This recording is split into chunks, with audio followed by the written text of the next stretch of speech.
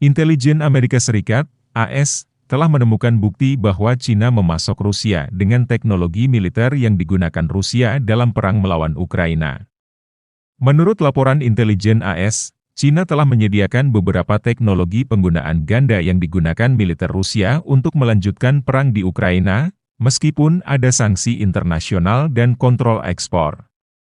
Catatan bea cukai menunjukkan bahwa perusahaan pertahanan milik negara Cina telah mengirimkan peralatan navigasi, teknologi jamming, dan suku cadang jet tempur ke perusahaan pertahanan milik pemerintah Rusia yang berada di bawah sanksi.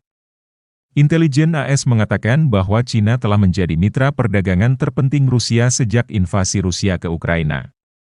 Pembayaran untuk impor Rusia ke Cina sekarang dilakukan dalam yuan Cina, dan lembaga keuangan di kedua negara telah memperluas penggunaan sistem pembayaran domestik mereka.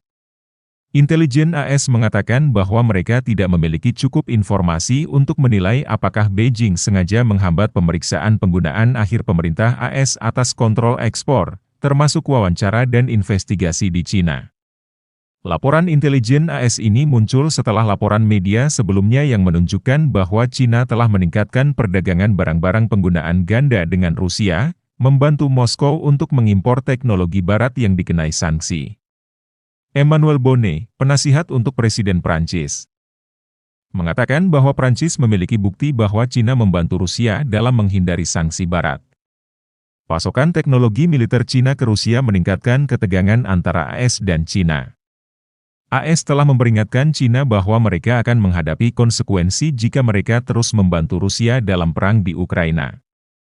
Cina telah membantah tuduhan AS dan mengatakan bahwa mereka hanya menjalankan bisnis biasa dengan Rusia. Perang di Ukraina telah berdampak signifikan pada ekonomi global.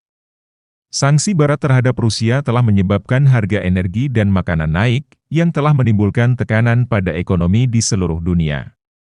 Perang juga telah mengganggu rantai pasokan global, yang telah memperburuk inflasi.